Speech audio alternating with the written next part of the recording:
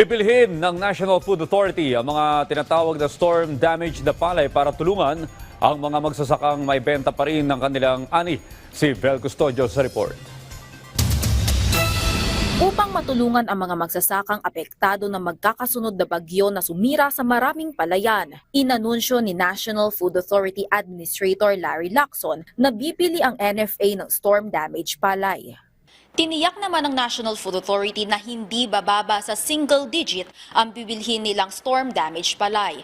Kasunod ito ng mga napapamalitang private traders na nambabarat umano sa presyo ng mga palay na pinadapa dahil sa magkakasunod na bagyo. Kung kami ang bibili, ang National Food Authority, hindi kami papayag o hindi namin gagawin na single digit ang presyo ng palay. Kasi alam namin ang production cost. So hindi kami magiging agent na malulugi yung ating mga magsasaka. Ang gobyerno ay patuloy na susuporta na kahit paano ay kumita ang ating mga magsasaka. Hindi bibili ng less than 10 pesos si NFA. Sa ngayon nga, 17 pesos per kilo. Alam natin ang hinaing ng magsasaka. Yun na nga lang pwede natin gawin.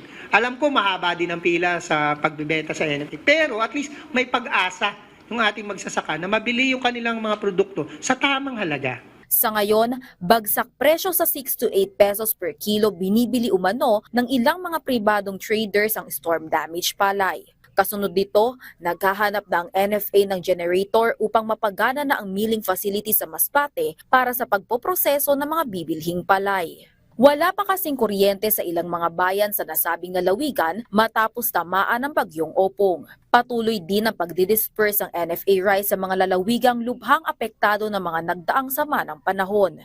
3,000 sako ng bigas na ang ipinadala sa Masbate at nagpapadala na rin ng bigas sa Region 4 at 8. Samantala, kaugnay naman ang anunsyo ng Department of Agriculture patungkol sa ilalabas sa executive order para sa pagtatakda ng floor price sa palay, sinabi ni Administrator Lacson na mag-iiba-ibang itatakdang floor price sa mga lalawigan sa bansa, depende sa production cost ng palay.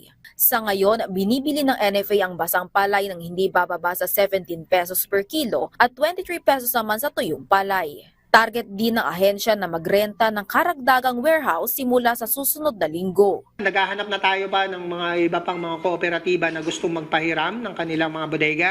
Pati yung mga bodega ng mga local government units, nahanap na rin natin para makipagtulungan. In fact, sa part of the pronouncement ng Pangulo, yung mga LGUs magpahiram ng mga bodega sa NFA. No? Ito ay upang makapamili na ng palay sa mga magsasaka kahit na puno ng ilang NFA warehouse. Sa ngayon, 446,000 metric tons sa ang buffer stock ng NFA na kayang pagkasyahin sa 12 araw. Patuloy naman ang pag-auction ng ahensya sa mga aging rice stocks upang makapag-unload ng mga bodega.